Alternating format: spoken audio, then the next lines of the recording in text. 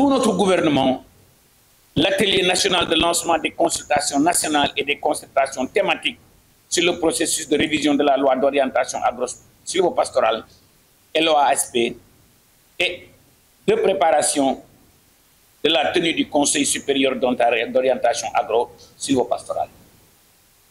Vous me permettez de rappeler la place ô combien importante de son Excellence, Monsieur le Président de la République, Son Excellence Bassirou Diomaye Diakhar Faye, Président de la République du Sénégal, qui accorde une très grande importance au secteur primaire, agriculture, élevage, pêche, ressources forestières et la biodiversité, qui joue un rôle extrêmement important, un rôle moteur essentiel pour établir une base solide en vue d'assurer la souveraineté alimentaire, la croissance économique, la création d'emplois décents au Sénégal. Comme j'ai eu à le rappeler très souvent, notre pays importe 1070 milliards de francs CFA en denrées alimentaires, 1,4 million de tonnes de riz, 860 000 tonnes de blé, 450 000 tonnes de maïs, 347 000 tonnes de légumes, plus de 200 000 tonnes de lait en poudre, plus de 200 000 tonnes d'huile. Je crois fermement que l'agriculture familiale, l'élevage, tel que conçu, si elle est bien encadrée, comme la doyenne l'a si bien dit, nous pouvons créer ces emplois, nous pouvons nourrir les Sénégalais. Si vous vous souvenez, Son Excellence le Président de la République, le Premier ministre, parmi les premières directives qu'on avait prises durant le Conseil interministériel, c'était l'organisation de cette réunion-là. On l'a tenue. Et vous allez voir, nous allons cheminer ensemble avec vous, main dans la main. Ce n'est pas le ministère qui va dicter aux organisations paysannes, aux organisations des éleveurs, qu'est-ce que vous allez faire? Nous allons dessiner cette carte-là ensemble.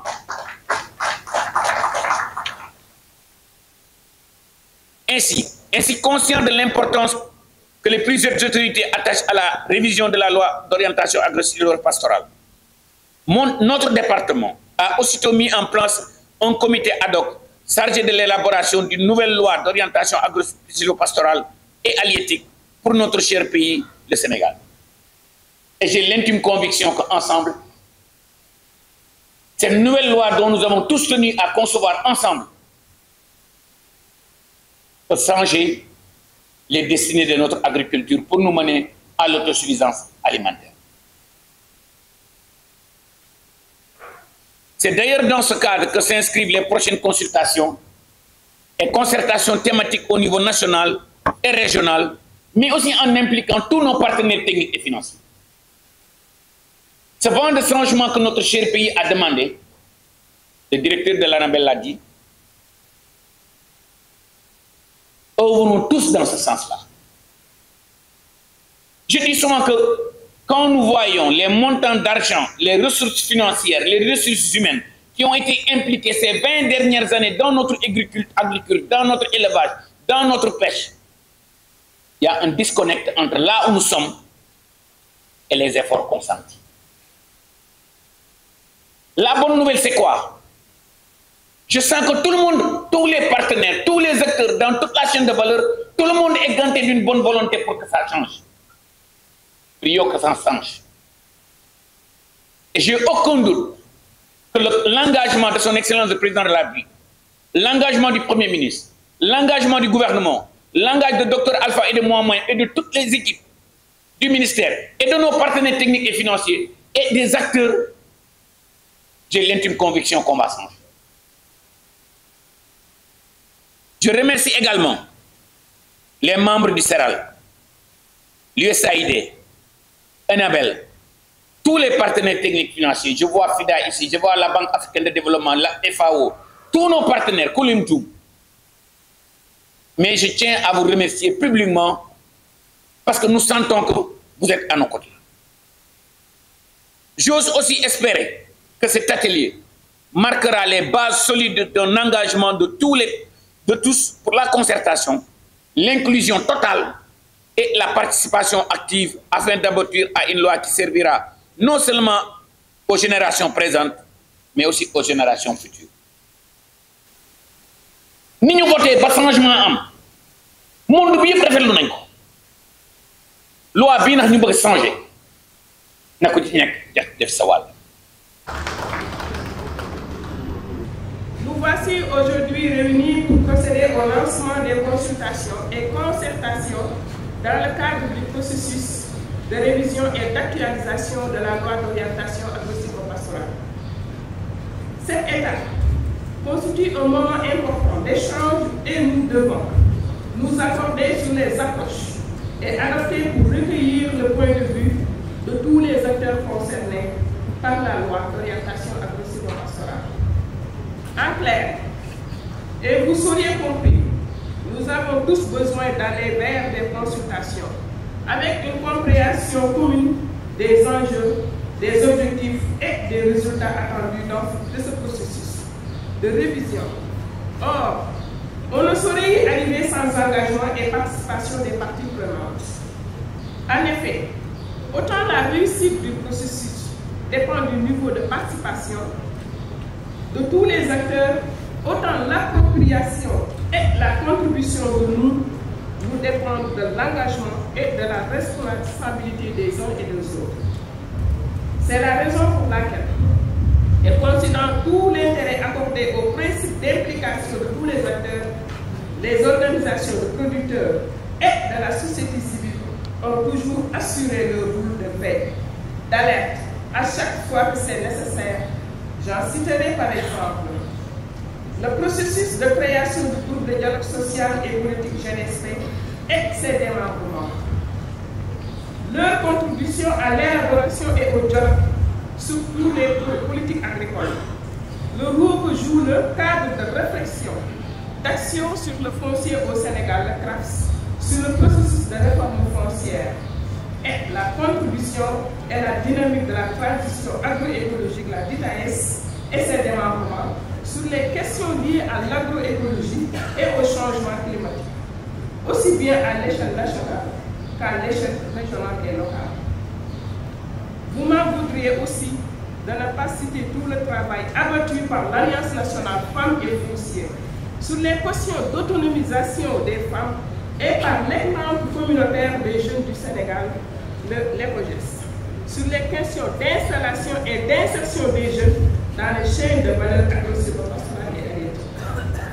Pour revenir sur le sujet qui nous réunit aujourd'hui, c'est dans le cadre justement de cette veille citoyenne que les initiatives de documenter l'état de mise en œuvre de la loi d'orientation agro-silvopastorale a permis de travailler sous l'animation du CNSA sur les thèmes aussi importants que ceux portant sur la concertation, le financement, l'installation et l'insertion des jeunes, le statut juridique des exploitations familiales et la réforme foncière. Toute cette production de connaissances est généreusement mise à disposition du comité ad hoc. S'agissant de la modernisation de nos membres et de la préparation de notre contribution dans ces consultations, nous avons entamé la préparation à l'assaut des réunions techniques et politiques. Cet engagement d'Enabel n'est pas nouveau. Le monde est en train de changer. Le Sénégal est en train de changer. Le secteur de l'agriculture et de l'élevage est en train de changer. La loi de 2004 est en train de changer.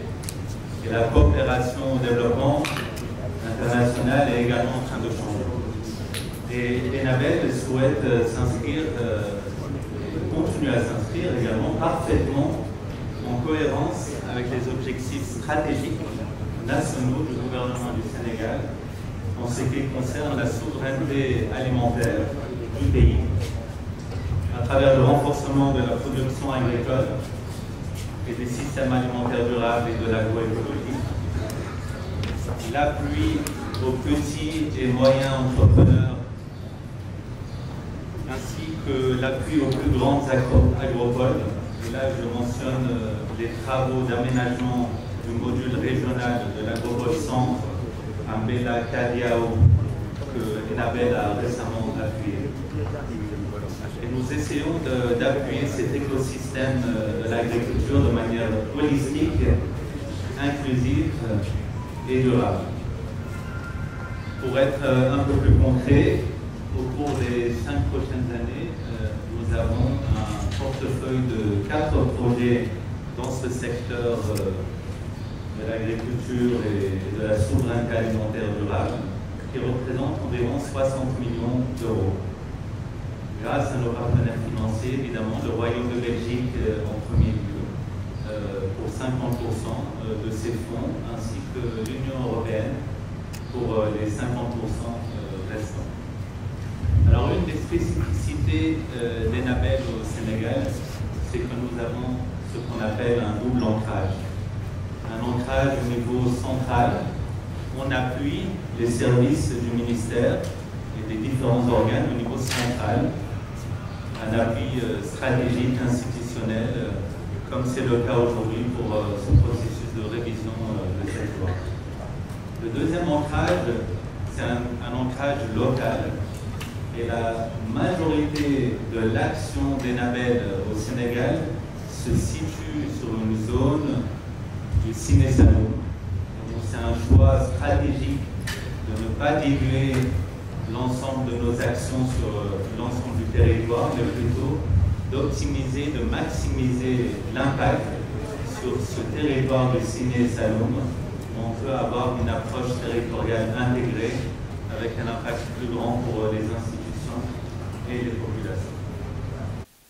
L'USAID réitérait son engagement à apporter son appui technique et financier pour l'élaboration et la mise en œuvre de la politique et réformes pour une agriculture inclusive, compétitive et durable. On souhaite plein succès à vos travaux.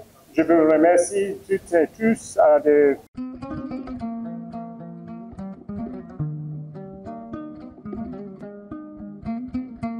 La loi a démarré en termes d'exercice le 20 juin 2004. Donc, en principe, le 20 juin 2024, on aurait terminé le processus. Donc, je m'en vais très rapidement pour placer le contexte. Ici, on a eu à disposer d'un cadre réglementaire qui est la loi, par un travail participatif avec les acteurs de la société civile agricole de 2002 à 2004, jusqu'à nous proposer une loi qui a été votée et promulguée à l'Assemblée nationale, donc ici présentée. Donc, faisant que le Sénégal dispose de ce cadre législatif, qui est la loi d'orientation agro-silvopastorale pour les 20 ans, je veux dire 2004-2024. D'accord? Donc, sur ce document stratégique d'orientation à la fois se porte sur 5 titres, 19 articles, 19 chapitres, 82 articles et 52 engagements. Donc, ce n'est pas petit, mais également ça épouse toutes les orientations du secteur agro-silvo-pastoral.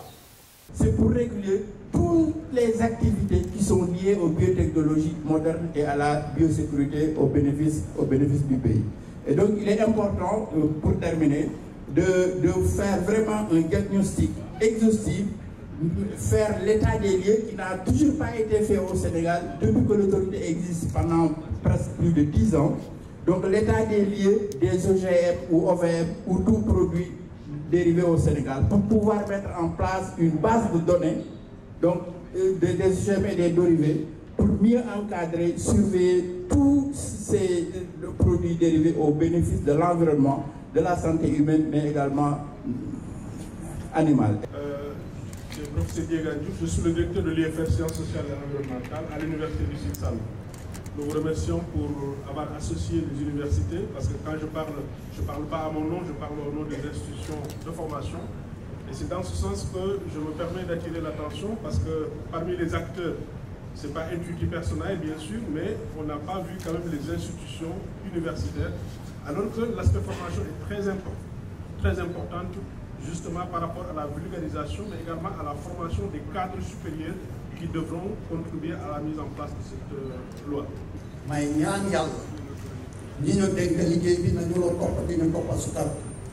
Parce que nous, complet de son parce que aussi tamit quand on dit yàlla rek mooy doxalee noonu ma wax ne damay gërëm d'abord ñi fondé loi d'orientation agro-sylvo-pastorale loolu su ma koy wax danaa gërëm CNCR mais gërëmaale Ndioba Diène ak ñeneen ñi ci bokk yi di wax na aussi tamit ñi ñu dénk liggéey bi am nañu confiance ci yéen amuñu lenn loo xam ni dañu koy kii waaye na nga xam ne lu ñu la boole ak lu ñu la teewal bokkul. Remercier le père de cette loi qui est là dans la salle, M. Ndioba Diène, et feu au docteur Jacques Faye aussi, qui a été un des grands acteurs, un des grands animateurs de cette loi, et à notre mentor Mamadou Sissoko, président d'honneur du CNCR. Et là aussi pour l'histoire, il faut savoir que le CNCR était à l'origine de cette loi.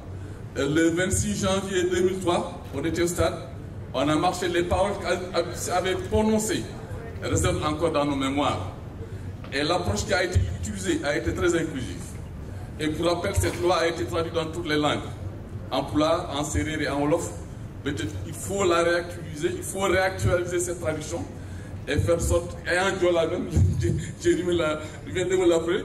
Donc l'approche a été inclusive. Il faut savoir aussi qu'en 20 ans aussi, il y a beaucoup d'évolutions, il y a beaucoup de changements là-dedans. On a eu, avec le comité du CERAL, au niveau du CRCR, travaillé largement sur toutes ces questions. Et nous pensons qu'avec l'appui de nos techniciens, nous pouvons la contextualiser et faire de sorte que la nouvelle loi qui sera issue de ces concertations trouvera les décrets et les trucs d'application qui dépendront de l'État central. Et nous pensons qu'avec Alpha, qui est à nos côtés avant qu'il ne soit ce qu'il est aujourd'hui, les choses pourront aller vite par rapport à ce qu'on a eu à connaître par le passé. Vous savez, le développement organisationnel, c'est l'ensemble, c'est une organisation intergouvernementale qui facilite l'état de droit et la bonne gouvernance. Elle œuvre à la réforme des lois et au renforcement des institutions. Je salue une fois encore, comme je l'ai dit, la sagacité de cette rencontre. Comme l'a dit M. le ministre, ce que je veux dire, c'est une équation à 3 variables incluses. Une loi qui prend en compte l'aspiration des Sénégalais, un processus inclusif et intégré, et l'implication de tous les acteurs. Ça, c'est la quintessence du développement durable, monsieur le ministre.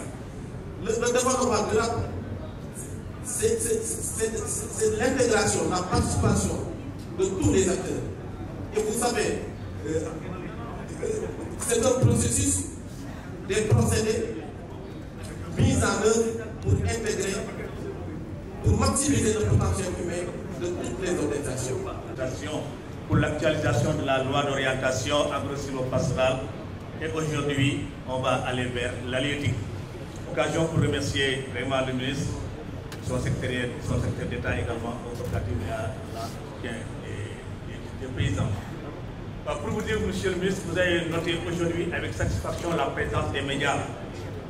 Oui, monsieur le ministre, les médias s'intéressent à l'agriculture au Sénégal. Mais je crois qu'aujourd'hui, dans la pluralité médiatique, il faudrait associer, puisque les médias, aussi bien la presse écrite, l'audio, la digitale, le numérique, les communicateurs traditionnels. Parce que le Sénégal est partie prenante de la Convention de lutte contre la désertification. Et pour la Convention, il y a des engagements que les États prennent. Et pour le Sénégal, parce qu'il y a les thématiques de négociation, il y a la thématique de l'accès des femmes à la terre. C'est surtout que les femmes sont propriétaires des terres, qu'elles aient accès aux terres, aux bonnes terres. Donc, ce sont des thèmes de négociation. Pour rappel, la COP 16 va se dérouler du 3 au 13 décembre à Riyad. Il faut aussi que le Sénégal se prépare pour cela. Pour cela, d'abord, dire que il est vrai que la loi qui existait, ce n'est pas une mauvaise loi en soi, mais peut-être c'est la mise en œuvre dans la pratique qui pose le problème. Et ce qui fait que ce qu'on va te donner en première orientation, c'est de faire en sorte que le Conseil supérieur d'orientation intègre déjà les femmes et les jeunes, mais que c'est également fonctionnel. Et le deuxième point sur lequel je vais revenir, c'est également qu'on ait carrément la présence des femmes et des jeunes dans ces différentes instances. Parce que quand on voit la configuration dans la salle, la plupart des responsables qui ont parlé sont pratiquement des hommes. Et on est en train de parler de voir comment intégrer-les dans tout ce qu'on est en train de faire en termes de révision de textes et autres. En tant que syndicat des jeunes dans les sociétés pastorales da nga wax sang da nga boole ñëpp xam nga boo waxee ak borom ngir jaratu nga wax ak jabar ak ay doom ay sóor loolu la bëgg ko wax mooy mënuñu wax ak ñëpp mais secteur bu ne am na ñu personne mun nañu sélection ñoo xam ne ni ñu la gisee yow di secrétaire d'état Alpha Ba ak tey xam nga bare bu feese day tey xam-xam yi ngeen yor ak li ngeen déroulé de agricole bi léegi gis nañ ci bopp mais nag bi ñuy teg di loi bi 2004 dafa am organisation yi ñuy joxoon ñi piloté ko ñooñu bu ñuy wooy dañu woo si ay membres dañ la ñaan bi yoon bu leen baxee organisation yooyu ñuy gérer pour woo nit yi bu booba du ñu woo kon yéen piloté leen li ñuy soxla ñun benn lañ mémorandum jot nga sous supervision Ismaïla ak Dieynaba Sidibé waaye nag dañu bëgg ça soit comité ad hoc ça soit comité de pilotage ñun syndicat yi xam ne nañuy fekk fi ñuy élaborer loi bi. Monsieur le ministre, c'est pas pour prendre la parole que je prends la parole. Vous voyez dans les présentations, c'est seul l'entente communautaire des jeunes qui est cité en termes de consultation. Depuis le fameux Conseil des ministres qui a demandé cette révision, nous sommes tout de suite descendus sur le terrain avec nos moyens et aller consulter les jeunes pour prendre leur contribution sur les questions de cette révision de la loi. On n'a pas attendu. Vous venez de lancer des consultations régionales. Nous sommes partis au fond des villages pour expliquer la loi aux jeunes, pour lire la loi et comprendre la loi. Ça, on l'a fait. Je ne parle pas pour donner notre proposition. Notre proposition, il est écrit, on l'a documenté et on a versé ça, on a donné ça au comité CERAP, dont je suis aujourd'hui membre. Nous vous remercions pour ça, pour la place des jeunes créée au cours de la révision et de l'actualisation. On a eu la chance d'être là. Il y a d'autres qui sont présents, qui sont ici, qui ont aussi vécu ce processus. Donc on est dans une dynamique de paraphrase de ministre. Il faut que tout le monde, il a dit tous les acteurs, vous avez de la place dans ce dispositif de concertation, de consultation. Tout le monde est, personne ne devra être laissé en rade. C'est exactement de la même manière qu'on avait travaillé entre 2002 et 2004, avec des moyens encore beaucoup plus difficiles. Nous les remercier, il faut remercier tout. Si je gisee engouement bi nit ñi am pour wax moo lay wan ne ku nekk bëgg nga ñu déglu la ku ci nekk aussi bëgg nga apporter sa contribution loolu dama koy rafetlu te appel bi may lancer rek mooy dynamique bi nga xam ne nii tax na ñun ñii ñëpp ku ci nekk bëgg a wax ku nekk bëgg intervenir ku ci nekk bëgg a wax sa soxla yàlla nañu yàlla dimbale ba mu àggale te son excellence le président de la république premier ministre bi gouvernement bi yëpp dañu prêt pour lëkkaloo ak yéen waxtaan ak yéen diisoo ak yéen pour loi yi nga xam ne ni dañ ko bëgg a def pour agriculteurs yeeg éleveurs yeeg forestiers yeeg pêcheurs yeeg ñëpp ku leen juum dañu bëgg ñu defandoo ko ensemble en tout cas rafetlu naa jataay bi lool lépp loo xam ne nii ndax équipe yi y compris man mii wax nañ ko mu xaw a dëng tuuti ñoo ngi leen di jégul te xam ne intention bi ak mébét ba lu juble ak luy defar kese moo tax ñuy wax mënuñoo nag terminer te remercier wuñu féliciter wuñu son excellence le président de la république ak président parce que bi ma dajeeg waa CNCR sama première réunion loi bi ci liñ ma njëkk a jooy ci la bokk bi ma dajeeg Ismaïla mii ci éleveurs yi loi bi ci li ñu njëkk a jooy ci liñ ma bokk ci la bokk bañ ko waxee président son excellence le président de la République wax ko premier ministre bi ci li ñu njëkk a may ci la bokk donc ñooñu ñoo ngi déglu éleveurs yi ñoo ngi déglu agriculteurs yi ñoo ngi déglu forestiers yi ñoo ngi déglu pêcheurs yi ñoo ngi déglu artisans yi fi may jeexale nag mooy Sénégal bi ñun ñoo ko bokk ñun ñoo koy defarandoo ensemble maa ngi demander aux Sénégalais la patience et l'indulgence gouvernement bi ma gis c'est pas parce que dama cee bokk moo tax ma koy wax les gens ont envie de réussir ce pari moi je le dis publiquement je suis pas politique luy doxal Sénégal kese moo ma jógal te son excellence le président de la République premier ministre bi li ñu def Afrique du ma ne sax Afrique monde bi li Diomaye ak Sonko def musuma ko gis man bi ma juddoog léegi vous nommez un ministre de l'agriculture vous nommez un ministre de l'élevage mosoo koo gis da ngaa dégg rek li muy def donnons confiance à ce duo là te li ma bëgg 120 milliards ñu gouvernement bi Sonko ak Diomaye jox ñu ko dans ces conditions là nañ leen may seen chance nañu leen déglu nañu am patience dëkk mënoo ko defar ci 6 mois qu'on dise la vérité aux Sénégalais qu'on dise la vérité aux Sénégalais dëkk mënoo ko def ci juróom benn weer maa ngi dégg ñu naan lan lañ fi defagum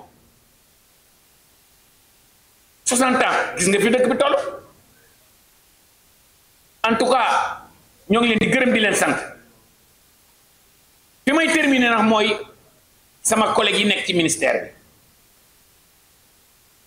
le monde des agriculteurs le monde des éleveurs le monde des artisans le monde des forestiers le monde des pêcheurs dañoo sas ñun tey bi ñu wootee gis nga ñëpp salle bi dafa fees del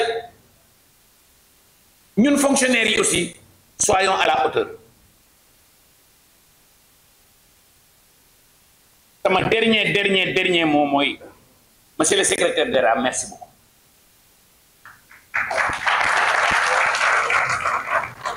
parce que soo joxee mbir soo sasee mbir ne ko defaral ma lii mu def liggéey bu mucc ayib Sëriñ Fallou daf doon wax ku la defal lu baax su nit ñi teewee soo ko waxul sa mbaax des na donc Ali ministre Alpha félicitations yow ak sa équipe bi et sachez qu'on est ganté d'une bonne volonté pour vous accompagner je vous remercie